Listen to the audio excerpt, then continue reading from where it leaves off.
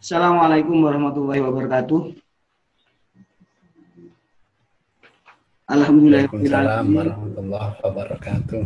Wabihi nasta'inu ala umuri dunya waddin wassalatu wassalamu ala asrofil mursalin wa ala alihi wa sahbihi ajmain. Alhamdulillah hari ini kita sudah memasuki hari ke-21 di bulan Ramadan. Berarti kita sudah melaksanakan puasa selama 20 hari. Mudah-mudahan Allah sudah memberikan kepada kita barokah, maghfirah, dan kita akan menyebut itqum minanar. Ada banyak kegelisahan dalam hal ini karena di kondisi yang saat ini kita rasakan banyak hal kemudian membuat keterbatasan-keterbatasan termasuk dalam beribadah. Kita misalnya tidak nyaman saat hendak melakukan iktikaf misalnya karena ada penerapan protokol yang begitu ketat. Karena itu kita ingin mengaji bersama Ustadz Zainuddin terkait dengan kondisi ini, apa yang kita lakukan ini misalnya bisakah senilai seperti yang biasanya, ataukah kita harus memaksakan diri kemudian misalnya melakukan iktikaf di masjid seperti biasa, atau sholat tarawih tetap seperti biasa, ataukah ada hal-hal yang kemudian menjadi rukhsah atau keringanan sehingga walaupun kita tidak melaksanakan di masjid, nilainya sama dengan di masjid. Juga termasuk dalam 10 hari terakhir ini di mana kita sedang berburu dengan Lailatul Qadar. Misalnya bagaimana iktikaf kita jika dilaksanakan di rumah. Untuk itu kepada Ustadz Zainuddin kami persilahkan. Terima kasih.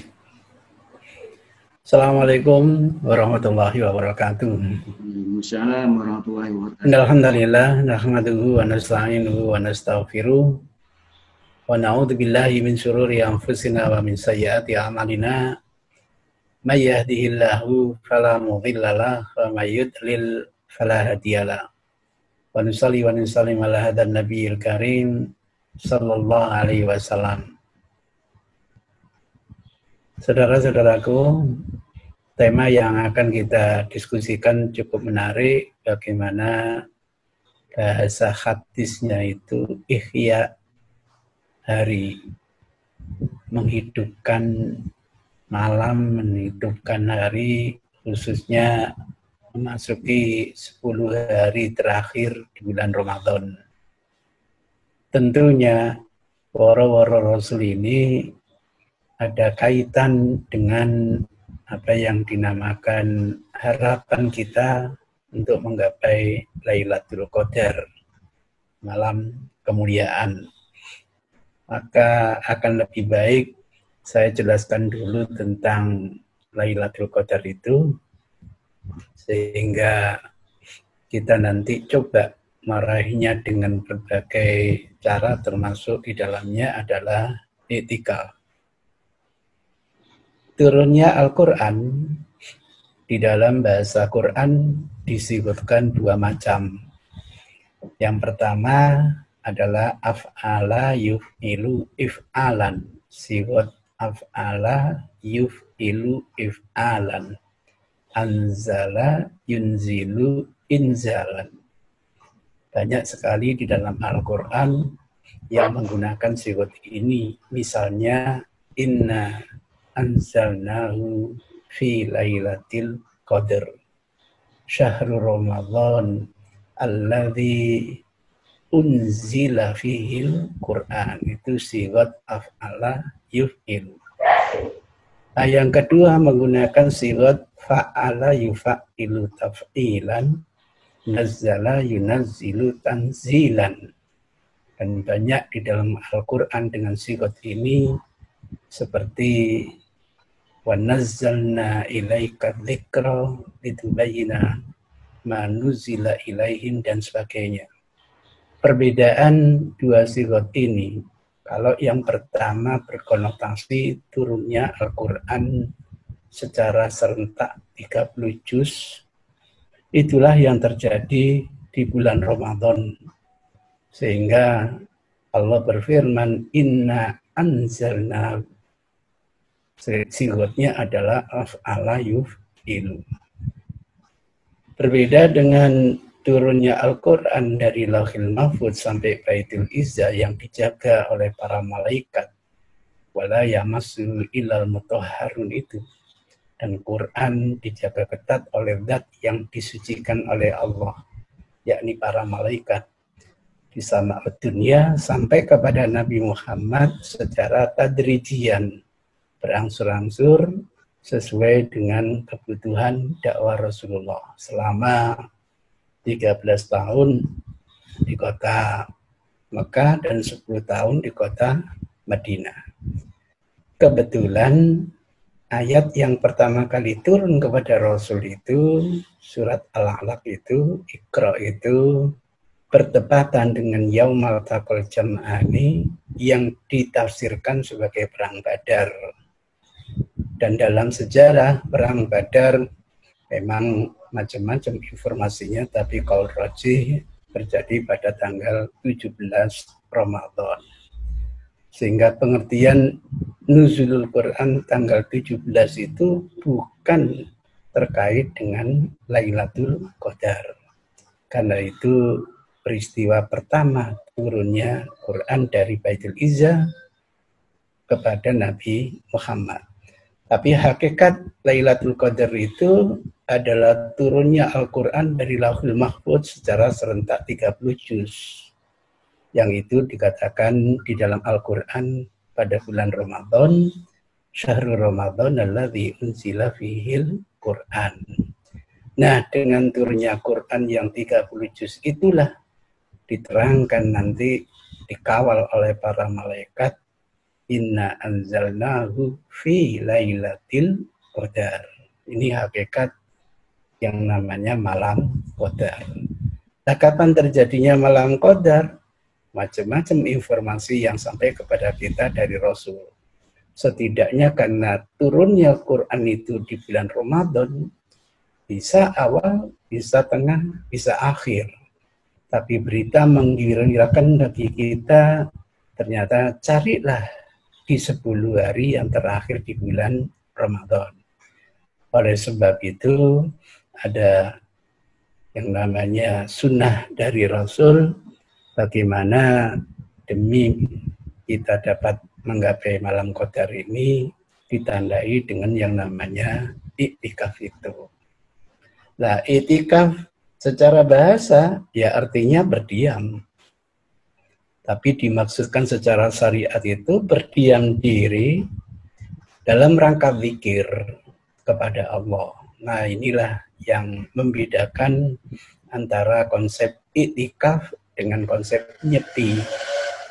Nyepi itu bersemedi, iya, tapi tidak ada ranah zikirnya. Sementara i'tikaf itu bersemedi, iya, tapi dalam ranah zikir. Kita ingin mempertajam apa sih perbedaan antara zikir, wirid, dan doa, agar nanti di dalam diskusi tidak terlalu melebar. Zikir itu difahami semua aktivitas kita, apakah berupa amalan, apakah berupa ucapan, bahkan ungkapan hati atau perenungan. Kalau ada nuansa kontak dengan Allah, itu namanya zikir. Jadi luas sekali zikir itu. Dalam Quran itulah yang disuruh memperbanyak. Fadhkurullaha dzikron katsira. Sebagai seorang mukmin muslim diharapkan untuk banyak berzikir. Mohon maaf, jangan diterjemahkan banyak berwirid, itu beda. Karena zikir tadi didefinisikan segala aktivitas kita, bisa berupa yang namanya perilaku, bisa berupa ucapan, bisa berupa yang namanya perenungan, ungkapan hati, yang endingnya itu adalah kontak dengan Allah Subhanahu wa Ta'ala. Maka di dalam i'tikaf itu bisa berupa amalan, misalnya sholat, sehingga kita dikuyubi oleh Rasul, man qoma lailatal qadar imanan wahtisaban ghufira lahu ma taqaddama min dzambihi. Atau dirupakan berupa ucapan, misalnya banyak-banyak kita mengucapkan Allahumma innaka afuwun tuhibbul afwa fa'fu anni. Saya sering mendengar kenapa kok ada tambahan karimun, padahal redaksi hadis yang kita temukan tidak ada tambahan karimun. Sering yang saya dengar Allahumma innaka afuwun karimun tuhibbul afwa fa'fu anni. Padahal yang sahih tidak ada karimnya. Allahumma innaka afuwun tuhibbul afwa fa'fu anni. Sebab kalau ada karimun, tawasulnya dengan dua nama, dengan dua sifat, mestinya Allahumma innaka afuwun karimun tuhibbul afwa wal karoma fa'fu anni wa akrimni, mestinya gitu. Karena tawasulnya hanya dengan afuwun, maka redaksi hadis itu yang muncul Allahumma innaka afuwun tuhibbul afwa fa'fu anni. Banyak sekali pertanyaan seperti ini dari jamaah, klarifikasi terhadap pemurnian tuntunan terhadap Rasulullah Sallallahu Alaihi Wasallam. Dengan tandai tadarus juga bisa, dengan ditandai mudzakarah juga bisa. Sehingga jangan dianggap orang mudzakarah itu tidak masuk dalam qiyamu i'tikaf. Tidak masuk di dalamnya. Saya pernah praktek itu dimarah-marahi, katanya ganggu orang i'tikaf. Padahal sudah mengambil tempat yang jauh, yang pojok, berharap mereka itu tidak terganggu. Sungguh kalau kita i'tikaf di Masjid Nabawi, Masya Allah, kita temukan banyak halaqat di sana yang ingin belajar sirah nabawiyah, ada komunitasnya, yang ingin belajar hadis ada komunitasnya, yang ingin belajar tafsir dan sebagainya, itu banyak sekali. Jadi kesalahpahaman kita dianggap i'tikaf itu diem tok, itu yang keliru. Jadi bisa ditandai dengan perbuatan, bisa ditandai dengan ucapan, bisa ditandai dengan perenungan. Kita diam, terus kontak dengan Allah, itu pun bagian daripada perilaku zikir. Perilaku bukan wirid. Kalau wirid itu bagian dari zikir yang diwujudkan dengan ucapan. Dan ucapan ini tidak terkait ruang dan waktu. Mau pagi silakan, siang silakan, malam silakan, di masjid silakan, di kendaraan silakan, tidak ada ikatan ruang dan waktu. Misalnya kalimat istighfar, kalimat hauqolah, kalimat apapun yang oleh ulama dikategorikan kalimat thayyibah, silakan.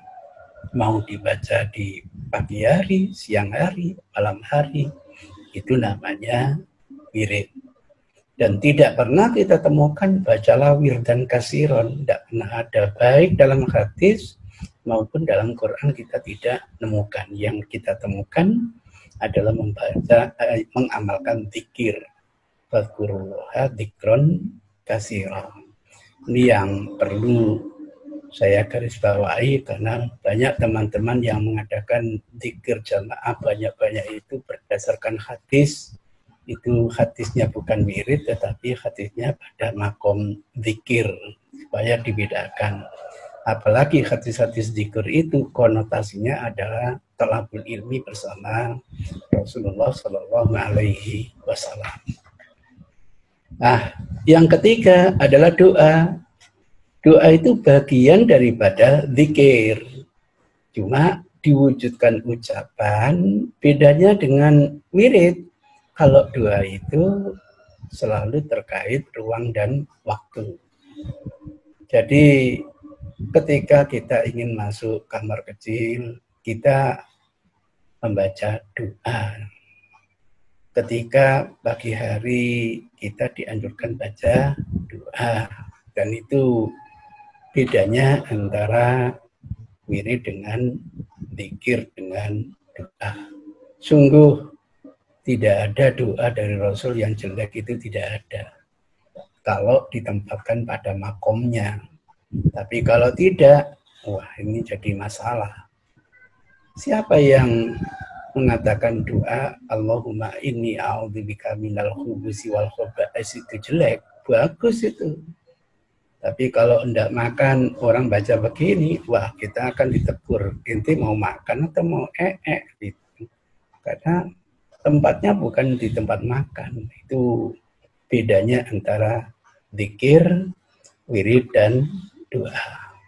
Semoga nanti di dalam i'tikaf ini betul-betul kita tandai dengan zikir kita kepada Allah Subhanahu wa Ta'ala. Ada hadis terkait dengan etika i'tikaf ini. Hadisnya sahih, la i'tikafa illa fi masjid jami'. La i'tikafa illa fi masjid jami'. Problem akademiknya itu memahami la. La ini apakah untuk linafil kamal atau untuk sehat. Sehingga jangan kaget karena lafaz ini bisa dimaknai ganda. Ada di antara mubaligh kita yang mengeluarkan fatwa tidak boleh i'tikaf kecuali di masjid jami'. Sehingga beliau ini tidak akan i'tikaf di masjid biasa. Harus di masjid jami'. Kalau enggak masjid jami' berarti dianggap tidak i'tikaf. Kita menghargai pendapat orang itu. Cuma kalau untuk konsumsi fatwa, indahnya kita diskusikan dulu dengan teman-teman yang lain misalnya. Lah, sulitnya memahami hadis ini, apa sih masjid jami' itu? Lah, repot lagi di desa namanya masjid jami', nanti di kota masjid agung, di provinsi masjid raya, nanti di ibu kota Istiqlal. Masjid itu hanya ada dua. Yang satu namanya masjid jami', yang kedua ya masjid tok, tapi tidak ada toknya gitu, masjid gitu aja. Bedanya apa? Jami' itu dari kata Jum'ah. Sehingga dinamakan masjid jami' kalau masjid itu dipakai untuk Jumatan. Kalau di Saudi kita lihat masjid, lihat menaranya. Ada berapa? Satu. Berarti tidak dipakai untuk Jumatan. Orang tahu begitu. Tapi kalau menaranya lebih dari dua, baru orang paham kalau masjid itu adalah dipakai untuk tempat Jumatan. Maka kalau mau memahami la i'tikafa itu tidak sah i'tikaf illa fi masjid jami' kecuali masjid jami', sebenarnya tidak harus di kota, apalagi di masjid raya. Enggak.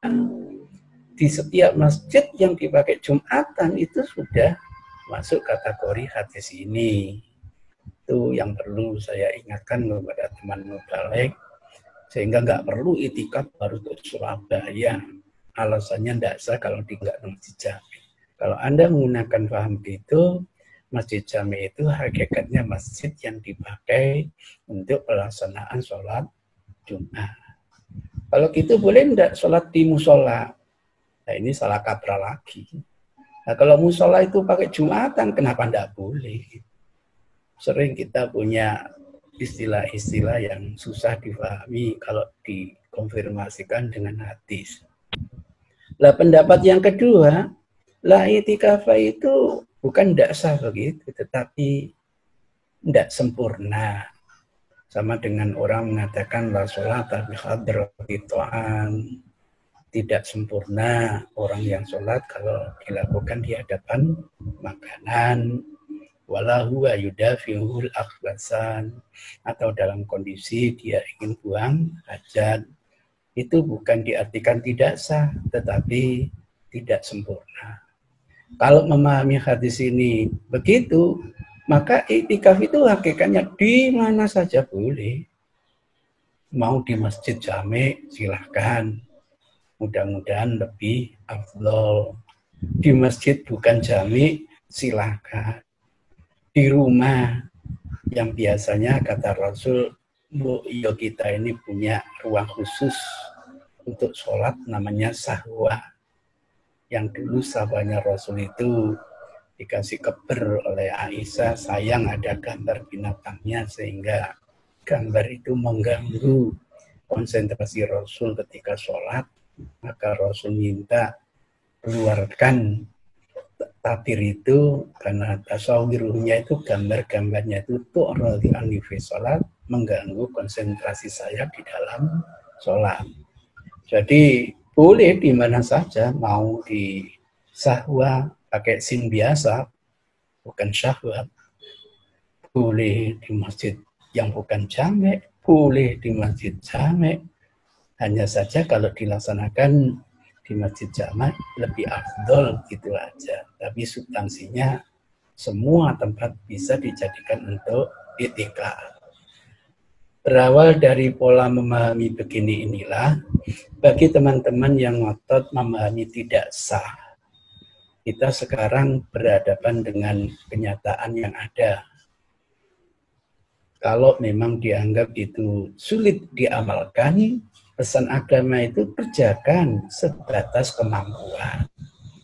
Jadi kalau kita yakini saya tidak sah iktikaf kalau di masjid jami, tapi dalam kondisi seperti ini, mestinya di mana saja kita iktikaf, insya Allah pahalanya sama saja. Begitu kira-kira cara memahami agama. Sama dengan sholat itu harus berdiri betul. Tapi kalau saya tidak mampu dengan berdiri, mampunya dengan duduk, tidak mengurangi pahala sedikit pun. Kecuali kalau sholat sunnah, mampu dengan berdiri, kok dilaksanakan dengan duduk, boleh, tapi pahalanya dikorting, itu bedanya. Jadi kalau orang sudah berhadapan dengan kondisi, itulah sebabnya ulama punya kaidah, al-hukmu yaduru ma'al ilah. Ini kalau kita belajar fikih, Masya Allah. Tapi kalau orientasinya hadis minded, ya sudah. Tidak usah kaidah-kaidahan, ya sudah. Itu permasalahannya. Sehingga enak kalau kita belajar fikih dengan ilmu fikihnya.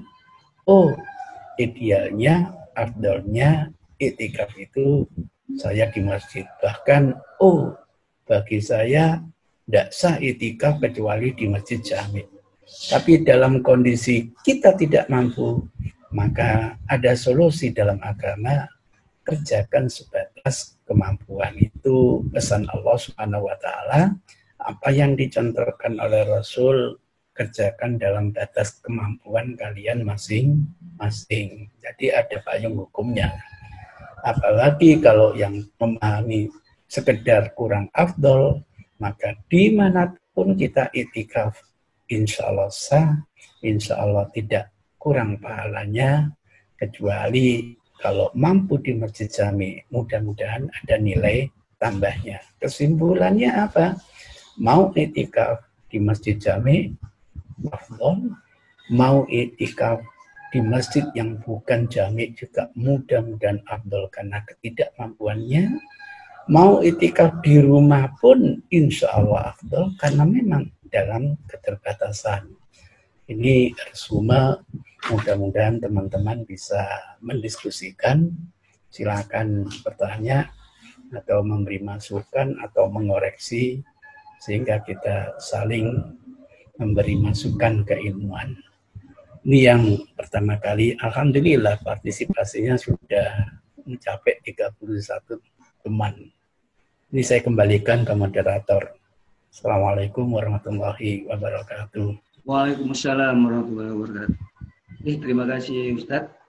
Demikian pencerahan yang sudah disampaikan oleh Ustadz Zainuddin terkait dengan zikir, doa, wirid, dan juga bagaimana kita iktikaf di kondisi seperti ini. Monggo bagi yang ingin bertanya, ini sudah ada pertanyaan dari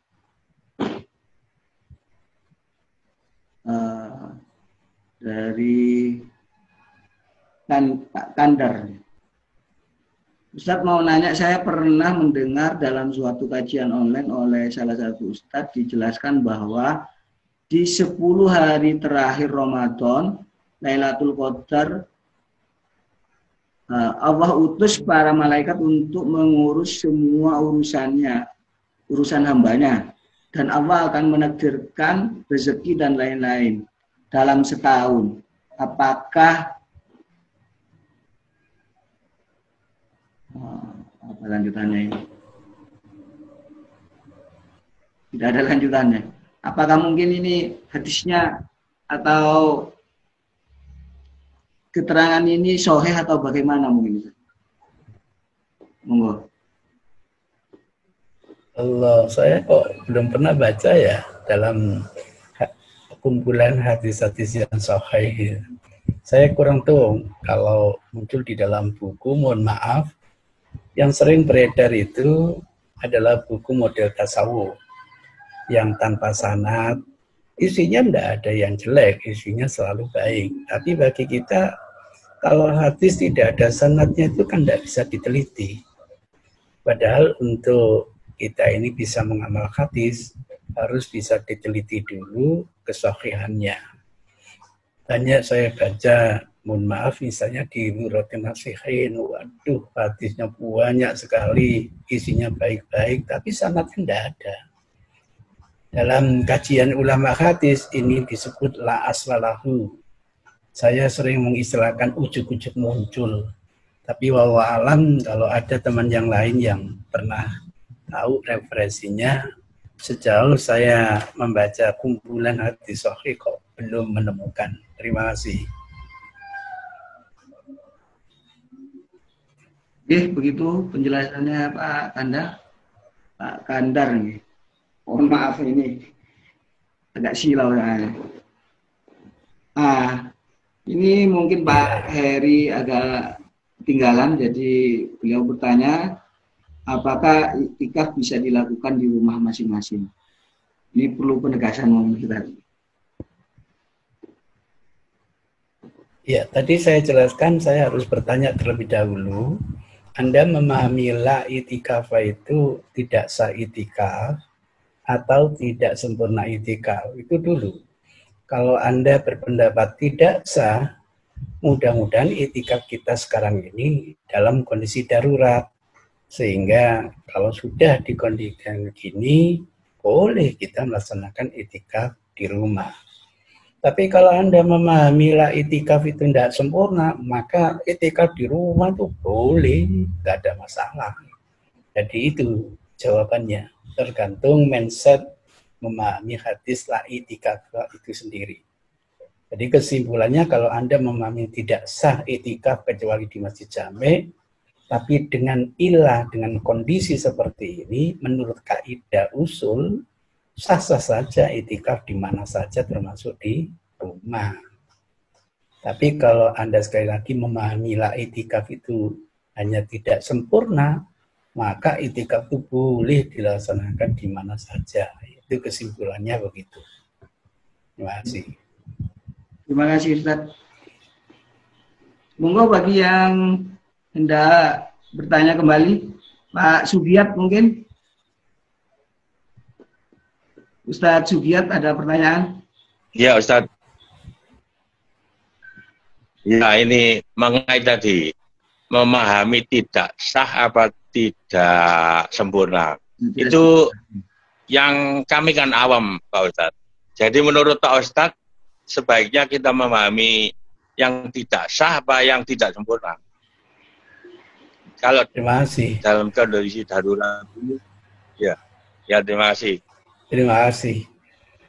Biasanya lah itu dianggap tidak sah kalau ada ancaman tidak benarnya. Misalnya, la sholata illa bi fatihatil kitab, misalnya gitu. Sebab orang sholat tanpa membaca Fatihah sudah dianggap tidak sah. Oh, kalau begitu, di sini adalah artinya tidak sah. Ada ancamannya. Saya belum pernah mendapatkan ancaman yang iktikaf tidak di masjid, nggak sah.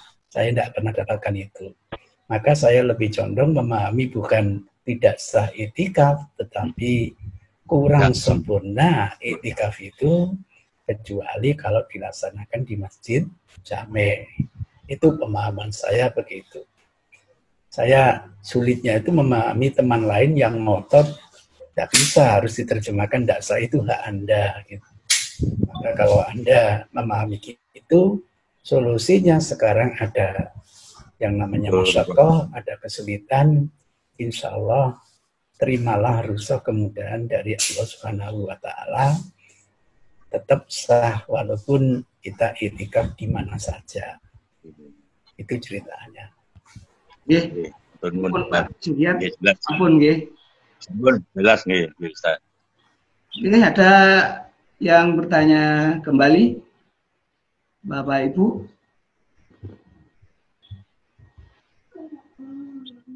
Mungkin ini segera mempertegas Ustaz Zainuddin.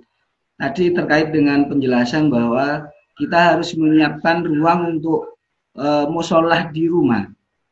Apa maksudnya itu kita boleh membuat tempat khusus di rumah itu yang berupa kamar atau apapun yang hanya digunakan untuk sholat begitu Ustaz. Kok malah Ustaz Zainuddin ya? Yang pertama adalah masjid. Masjid itu tolong jangan didefinisikan seperti macam-macam lah. Masjid itu sebuah areal yang dibatasi untuk tempat sholat, itu namanya masjid. Zaman kita hidup bersama Rasul, batasan itu rata-rata mukhiratir rohli, setinggi sandaran unta. Apa itu 50 atau 60 cm itu sudah namanya masjid. Sampai sekarang ada masjid sab'ah yang jumlahnya tinggal 5 itu, yaitu hanya dibatasi tembok itu aja. Tidak ada kapnya, tidak ada menaranya, kubahnya, itu tetap namanya masjid. Kecil, ya tetap namanya masjid. Berbeda dengan yang kedua, tempat sholat itu namanya musola. Musola itu ibaratnya tanah lapang yang disiapkan untuk sholat. Biasanya oleh Nabi digunakan sholat Idul Fitri, Idul Adha, terjadinya gerhana. Itu Rasul tidak menempati masjid tetapi musola. Saya baru tahu dari pakar sejarah, musolanya Rasul itu ada di timurnya Baqi sana, yang tanah luas, yang kalau musim haji dijadikan parkir mobil-mobil haji dari wilayah tetangga, misalnya dari Qatar, dari Kuwait, dari Irak, mereka naik kendaraan khusus, wagon namanya, ya tempat masak, tempat tidur di situ. Nanti kalau datang sholat, masjidnya mereka mendekati masjid, kemudian kembali lagi parkir di tempat itu musolanya Rasul. Mungkin kalau kita terjemahkan tanah lapang, itu ceritanya. Nah, yang ketiga, rumah. Di rumah itu kapan ya?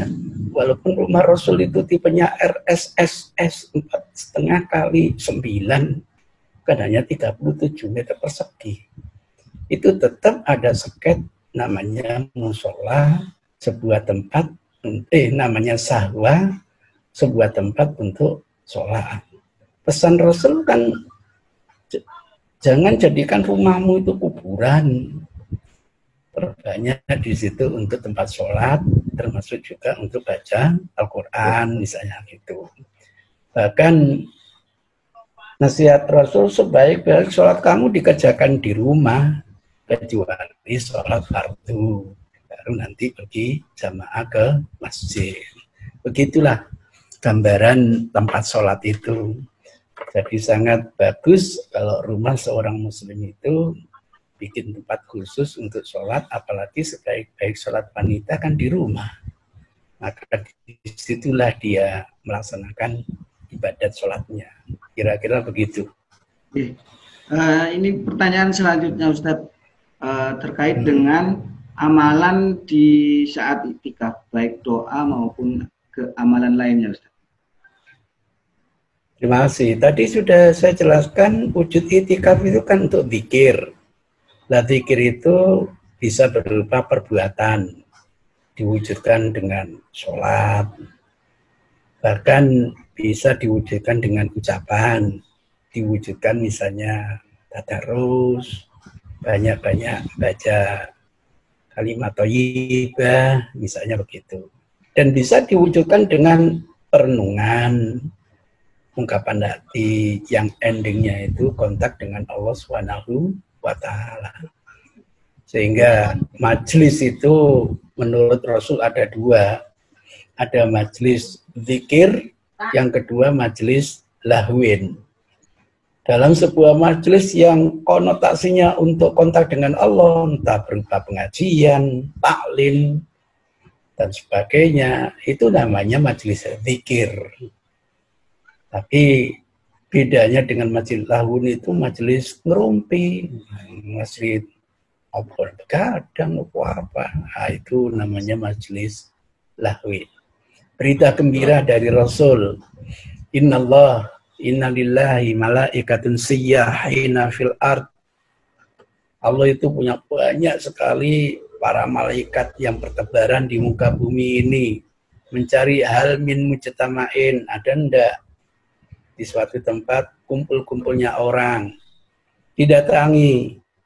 Kalau memang ditemukan, dilihat apakah kumpul ini dalam ranah majelis zikir atau majelis lahwin. Kalau majelis lahwin ditinggal lagi oleh para malaikat. Tapi kalau itu majelis zikir, dijanjikan 3 hal. Adzallatlahumul malaika. Mereka dapat pengayoman dari malaikat. Masya Allah, sejuk sekali, nikmat sekali. Saya yakin kita yang duduk bersama walaupun lewat IT ini nikmat semua itu, rasa tenang. Tidak ada yang dikejar-kejar tukang kredit, insya Allah. Nah, yang kedua, Masya Allah, kita ini diguyubi rahmat oleh Allah Subhanahu wa Ta'ala. Dan janji yang ketiga, diturunkanlah sakinah, ketenangan bagi kita semua. Itu fadilah majelis zikir. Itu gambarannya. Jadi iktikaf itu lagi ditandai dengan zikir. Bisa berupa perbuatan, bisa berupa ucapan, bahkan bisa berupa perenungan. Itu kira-kira. Terima kasih Ustaz. Ini untuk pertanyaan selanjutnya. Terkait dengan tanda-tanda Lailatul Qadar, karena memang sampai ada lagunya dan apa saja itu yang katanya kalau Lailatul Qadar itu apa tidak ada angin dan lain sebagainya itu gimana? Terima kasih. Menurut hadis yang saya baca kayaknya Lailatul Qadar sudah 4 hari yang lalu deh. Pas saya lagi mulai bangun jam 10 sampai hampir setengah 3 saya. Allah. Bagaimana tidak? Saya temukan tanda-tandanya hujan. Alhamdulillah turun hujan. Kemudian setelah itu sunyi, senyap, nikmat sekali sampai saya harus keluar melihat kondisi di luar, nikmat sekali. Dan yang ketiga itu yang paling menarik, di subuhnya itu harinya kan matahari itu kelihatan terang tapi tidak ada panasnya. Wah, ini baru Lailatul Qadar ini. Alhamdulillah. Ternyata bukan 10 hari terakhir. Itu berbeda dengan tanda-tanda Lailatul Qadar yang disampaikan teman saya Pak Yai almarhum itu. Mulai kecil sampai begitu tuanya beliau sudah yakin setiap tahun dapat Lailatul Qadar. Loh, kok bisa Pak Yai? Gimana caranya? Aku iki wong tambak terus setiap Lailatul Qadar. Gimana caranya? Saya tancapkan yang namanya apa itu talang atau apa itu. Jadi air itu dalam semalam di bulan Ramadan itu bisa serut begitu. Baru pelan-pelan kembali. Sampai saya bilang, Pak Yai nanti menemukan Lailatul Qadar, tolong telepon saya deh, biar saya tidak perlu itikaf gitu. Jadi itu kira-kira gambar yang kita temukan dari beberapa referensi dari kabar Rasulullah Shallallahu Alaihi Wasallam. Ya mudah-mudahan nanti 10 hari terakhir hujannya tambah terus lagi, tidak seperti 4 hari yang lalu misalnya itu, atau tanda-tandanya lebih kentara lagi. Itulah nikmatnya, walaupun kita merasakan, tapi kita sama sekali belum merasakan. Sehingga terus ada keinginan untuk menggapai malam kemuliaan yang lebih baik dari 1000 bulan itu. Itu kira-kira tanda yang kita baca dari berita Rasulullah Sallallahu Alaihi Wasallam. Terima kasih. Waduh, berarti ini sudah lewat Lailatul Qadar. Sudah. Enggak kira-kira kok. Malam Senin ya Tuhan. Kayak lihat tanda-tandanya kok ini baru Lailatul Qadar. Karena melemahkan yang waktu itikaf ini. Ya udah itikaf lemah itu. Iya, kalau betul Lailatul Qadar lah enggak itikaf lagi nanti. Iya, ada lagi mungkin. Monggo Ustadz Bul Kifli. Monggo disilahkan. Terima kasih. Kok nggak kelihatan. Oh ini Ustadz. Oh. Ngapunten Ustadz. Yang pertama, ya, saya pernah dengar kajian ada riwayat bahwa Rasulullah itu pernah menunda iktikaf di bulan Syawal.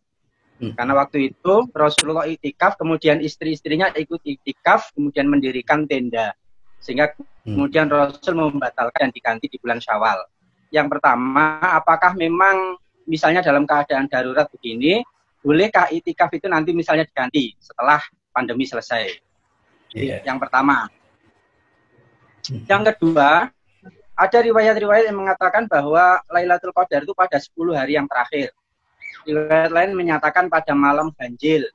Riwayat lain menyatakan pada malam 27. Apakah itu kemudian bisa dimaknai bahwa Lailatul Qadar itu mengerucut pada malam tertentu, Ustaz? Misalnya malam 27. Bisakah misalnya hadis-hadis itu dipahami, hadis yang misalnya malam 27 itu yang lebih spesifik, yang lain itu umumnya saja. Kemudian yang ketiga, Ustaz, ngapunten agak melenceng dari tema itikaf, tentang tuntunan Id pada masa COVID ini. PP Muhammadiyah sebenarnya secara tegas menyatakan kalau tidak bisa di lapangan tidak perlu menyelenggarakan. Tapi Ketua Majelis Tarjih Prof. Samsul Anwar menyatakan bisa dilakukan di rumah. Nah, bagaimana sebenarnya riwayat-riwayatnya? Apakah memang pernah Rasulullah itu sholat Id di rumah, Ustaz? Iya, ini kakek pertanyaan sampai lali. Tadi apa tadi nggak saya tulis? Yang pertama tadi apa? Yang pertama itu iktikaf di bulan Syawal, Ustaz. Oh ya, betul. Ya. Yang kedua? Yang kedua itu di malam-malam ganjil, Lailatul Qadar di malam-malam ganjil atau malahan ada yang tanggal 27. Ya. Ya. Yang ketiga, sholat Id ya. Terima kasih. Baik, saya mulai yang pertama. Betul, kita harus paham bahwa kita ini beda dengan Rasul. Apapun yang menjadi amalan Rasul itu, yang kita adalah sunnah, beliau itu adalah wajib. Sama dengan 2 rakaat fajarnya Rasul, sholat malamnya Rasul, itu bagi Rasul hukumnya wajib. Maka memahami firman Allah, faminal laili fatahajjat bihi nafilatan. Nafilah itu tambahan, bagi Rasul hukumnya wajib, bagi umat hukumnya sunnah. Itu supaya dipahami. Sehingga Rasul kalau belum sempat melaksanakan sholat malam, ya melaksanakan di siang hari. Itu bagi Rasul. 2 rakaat fajar yang belum sempat dilaksanakan, dikerjakan sesudah terbitnya matahari. Bahkan 2 rakaat ba'da zuhur yang belum sempat dikerjakan Rasul gara-gara disibukkan dengan kedatangan putusan Ummul Qais yang diskusinya cukup panjang sampai datangnya asar, beliau kerjakan setelah asar, sehingga menjadi bingungnya para sahabat karena sumber informasinya dari Ummu Salamah yang diberitakan kepada Aisyah. Maka ketika Aisyah menyampaikan, bingung, bagaimana waktu terlarang kok Rasul malah melaksanakan sholat. Setelah konfirmasi baru mengerti, oh itu melaksanakan ba'diyah zuhur qadhaan yang dilaksanakan Rasul setelah sholat asar. Itu gambarannya. Ada cerita tentang iktikaf ini, memang begitulah Rasul berbuat. Para sahabat siapa sih yang tidak menginginkan mengikuti, walaupun mungkin hukumnya sunnah. Maka banyak yang ingin wanita-wanita mengikuti, membuat tenda, sehingga membuat Rasul menghentikan iktikafnya.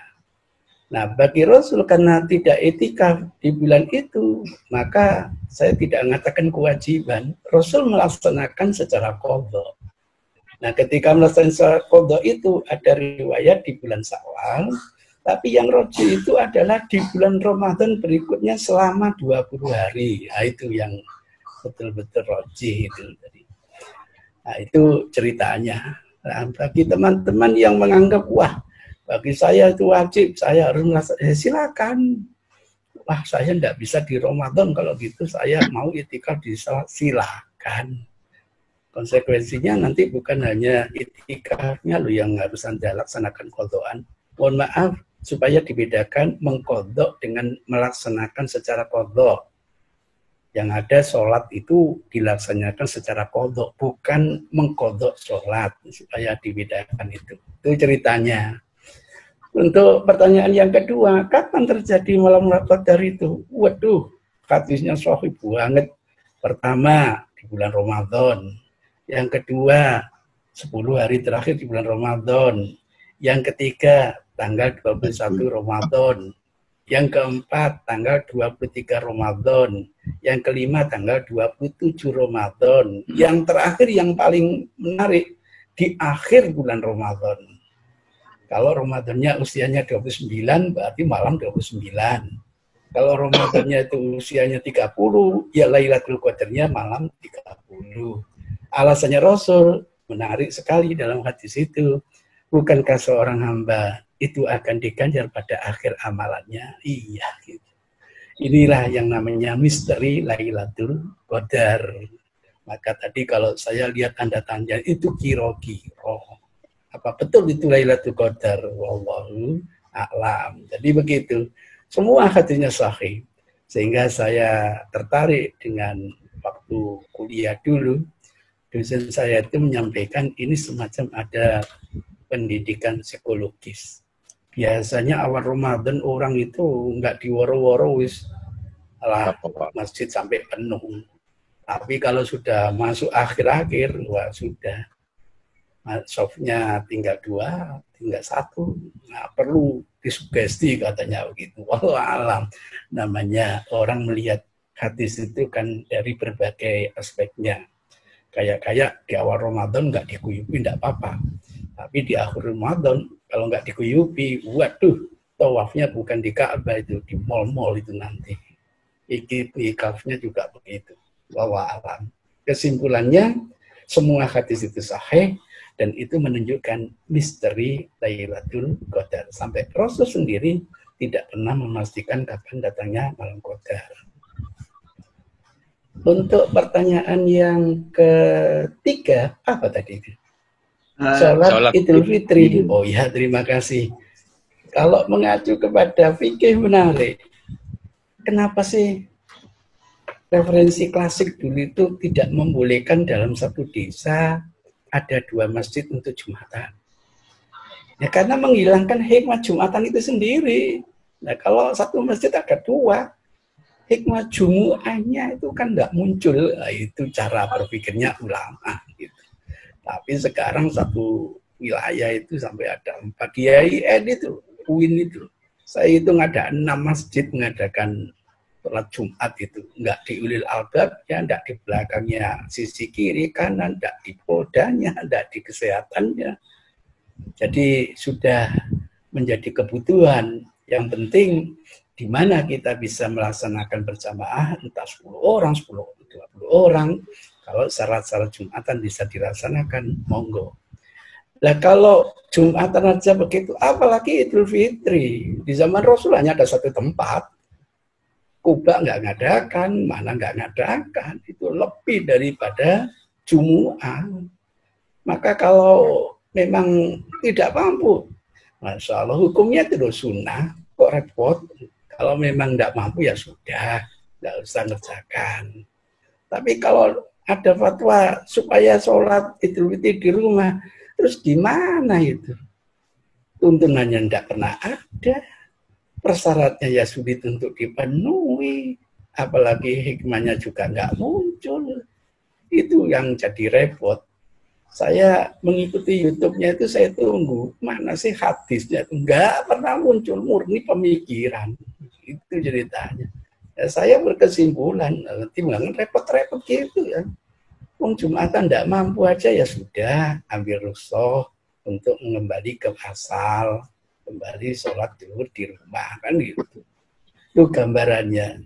Jadi bagi saya nanti kalau alhamdulillah bisa ketemu umat ini di lapangan, nikmatnya kita berhari raya tahunan berkumpul dengan umat seperti ini. Ya kalau sudah tidak bisa ya sudah tidak memungkinkan untuk kita melaksanakan sendiri-sendiri di rumah. Itu ijtihad saya.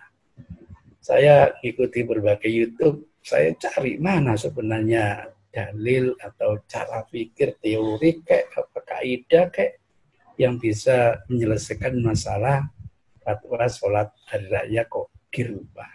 Itu kira-kira begitu. Ya mudah-mudahan keluarganya banyak.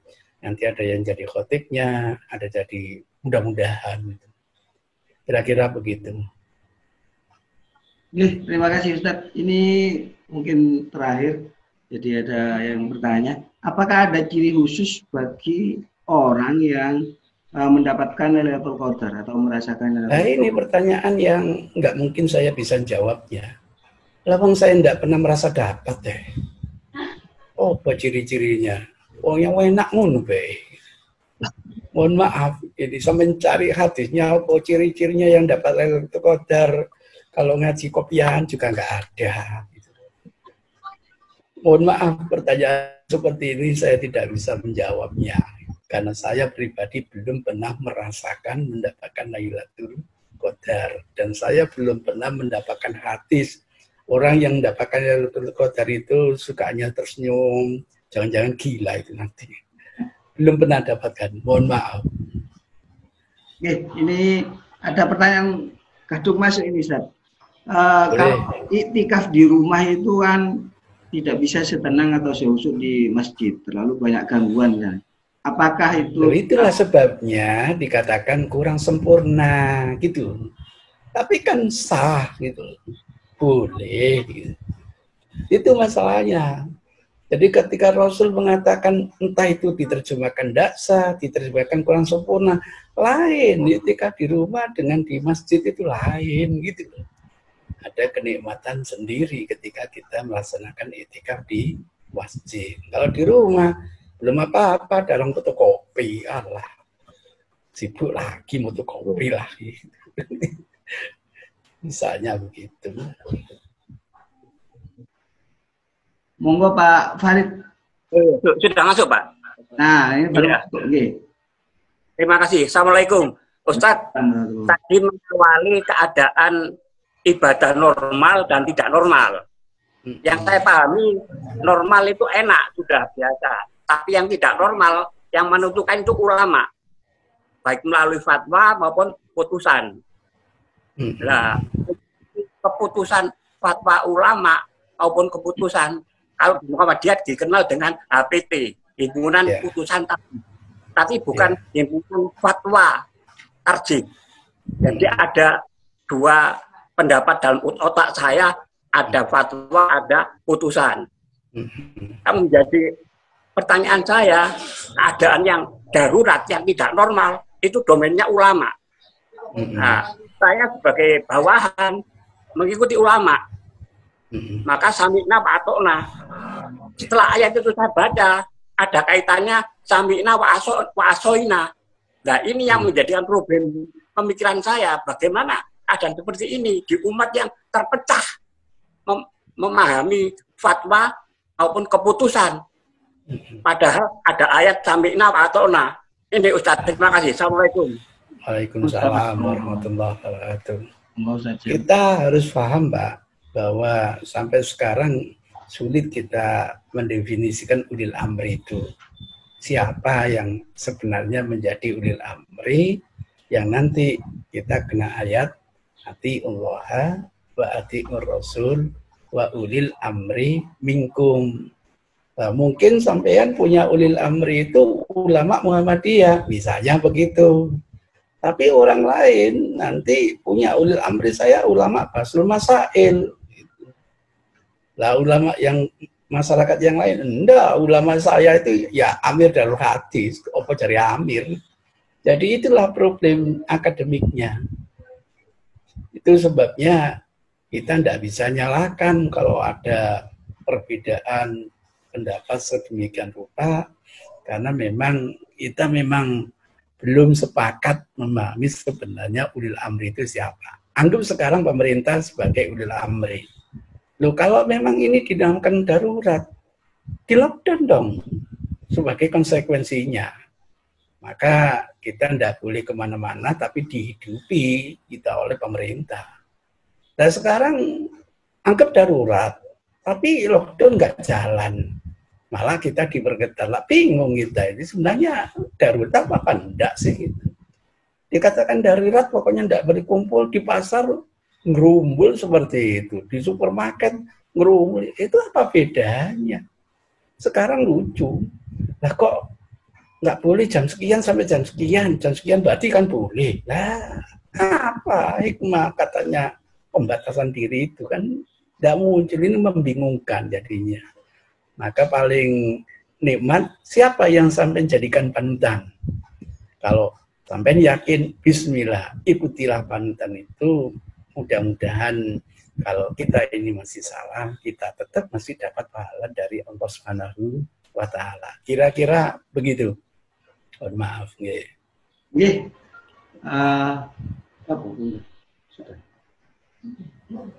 Nggih. Mohon maaf karena kita terbatas waktu. Sebenarnya diskusinya mungkin bisa lebih panjang dan lebih seru. Mungkin kita bisa sambung lagi di lain kesempatan. Monggo Ustaz mungkin untuk memimpin doa buat kita semua agar kita mendapatkan keutamaan Ramadan dan terbebas dari pandemi ini. Terima kasih. Mari kita berdoa kepada Allah. Rabbana atina fid dunya hasanah wa fil akhirati hasanah wa qina adzabannar. Wa sallallahu ala Muhammadin nabiyil ummi wa ala alihi wasallam. Walhamdulillahi rabbil alamin. Saya akhiri sampai di sini. Billahi hidayah wa taufik. Wassalamualaikum warahmatullahi wabarakatuh. Waalaikumsalam warahmatullahi wabarakatuh. Jazakumullah, terima kasih Ustaz Zainuddin MZ yang telah berkenan berbagi dan mencerahkan kita semua tentang amalan-amalan di bulan Ramadan, terutama di 10 hari terakhir. Mudah-mudahan apa yang kita laksanakan hari ini benar-benar mendapat ridho dari Allah Subhanahu wa taala, dan seperti Ustaz Zainuddin tadi termasuk dalam majelis zikir, sehingga kita betul-betul di 10 hari terakhir ini mendapatkan dijauhkan dari siksa api neraka. Demikian kajian An-Nur online hari ini. Mudah-mudahan kita bisa dipertemukan kembali dengan kajian-kajian lainnya. Mudah-mudahan sebelum Ramadan berakhir masih bisa menyelenggarakan kajian kembali. Dan dimohon kepada para jamaah yang ingin atau bermaksud berdonasi bisa melalui takmir Masjid An-Nur, dan sebagaimana edaran yang sudah kami berikan, dipersilahkan bisa melalui rekening BSM yang atas nama takmir Masjid An-Nur. Demikian kajian hari ini, kurang lebihnya mohon maaf. Kami akhiri, wassalamualaikum warahmatullahi wabarakatuh.